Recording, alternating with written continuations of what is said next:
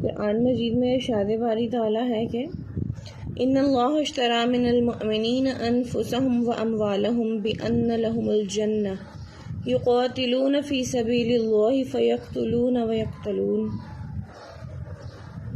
بے شک اللہ نے مسلمانوں سے ان کے مال اور جان خرید لیے ہیں اس بدلے پر کہ ان کے لیے جنت ہے، اللہ کی راہ میں لڑیں تو مارے اور مرے۔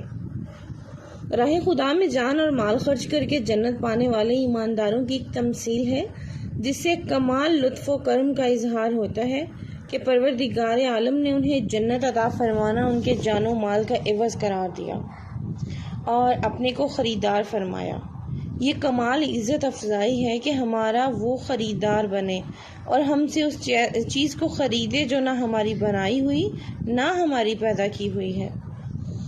جان ہے تو اس کی پیدا کی ہوئی ہے، مال ہے تو اس کا عطا فرمایا ہوا ہے۔ قرآن مجید میں رب تبارک و تعالی ارشاد فرماتا ہے کہ وَمِنَ النَّاسِ مَن يَشْرِي نَفْسَهُ ابْتِغَاءَ مَرْضَاتِ اللَّهِ، اور کوئی آدمی اپنی جان بیچتا ہے اللہ کی مرضی چاہنے میں۔ اللہ تبارک تعالیٰ کا ارشاد کریمہ ہے کہ تو انہیں اللہ کی راہ میں لڑنا چاہیے جو دنیا کی زندگی بیچ کر آخرت لیتے ہیں، اور جو اللہ کی راہ میں لڑے پھر مارا جائے یا غالب آئے تو عنقریب ہم اسے بڑا ثواب دیں گے۔ مجاہد کو راہ خدا میں جہاد کرنے کے صلے میں جنت کا وعدہ اور آخرت کی نعمتوں کے آسائش کا مستہ سنایا گیا ہے۔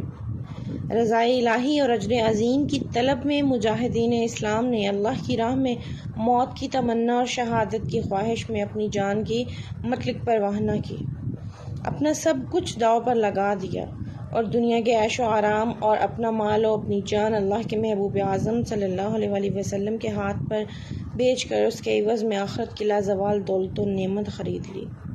بقول حضرت رضا بریلوی، جان و دل تیرے قدم پہ وارے، جان و دل تیرے قدم پہ وارے، کیا نصیبیں ہیں تیرے یاروں کے۔ اللہ تبارک و تعالی ارشاد فرماتا ہے کہ تو وہ جنہوں نے ہجرت کی اور اپنے گھروں سے نکالے گئے اور میری راہ میں ستائے گئے اور لڑے اور مارے گئے، میں ضرور ان کے سب گناہ اتار دوں گا اور ضرور انہیں باغوں میں لے جاؤں گا جن کے نیچے نہریں رواں ہیں۔ قرآن مجید میں ارشاد باری تعالیٰ ہے کہ اور جو خدا کی راہ میں مارے جائیں انہیں مردہ نہ کہو بلکہ وہ زندہ ہیں، ہاں تمہیں خبر نہیں۔ یہ آیت شہداء بدر کے حق میں نازل ہوئی۔ لوگ شہداء کے حق میں کہتے تھے کہ فلاں کا انتقال ہو گیا اور وہ دنیوی آسائش سے محروم ہو گیا۔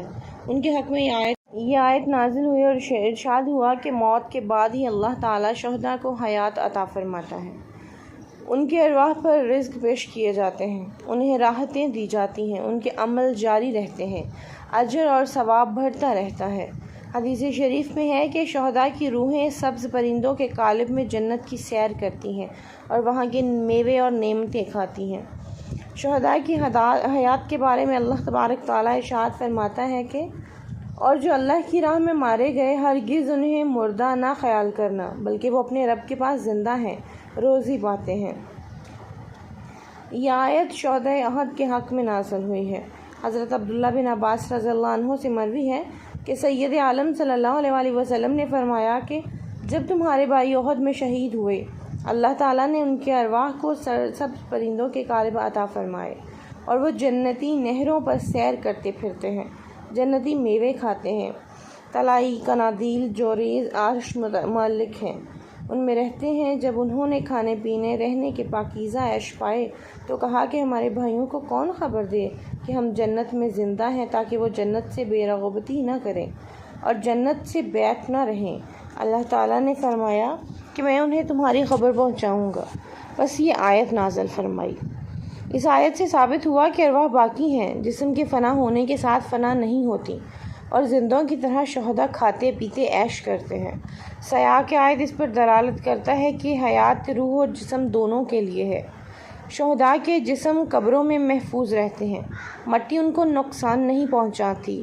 زمانہ صحابہ میں اور اس کے بعد بکثرت معائنہ ہوا ہے کہ اگر شہداء کی قبریں کھل گئیں تو ان کے جسم تر و تازہ پائے گئے۔ شہداء کرام کی حیات قرآن مجید کی مندرجہ ذیل آیات سے بیان طور پر ثابت ہوتی ہیں کے علاوہ ازیں کتب و سیر و تفریح حدیث میں ایسے سینکڑوں واقعات مرقوم ہیں کہ شہداء کرام کے اجسام سالہ سال کا عرصہ گزارنے کے بعد بھی ان کی قبروں میں تر و تازہ اور صحیح سالم پائے گئے ہیں، اور ان کے اجسام میں زندہ انسان کی طرح خون روا ہوتا ہے۔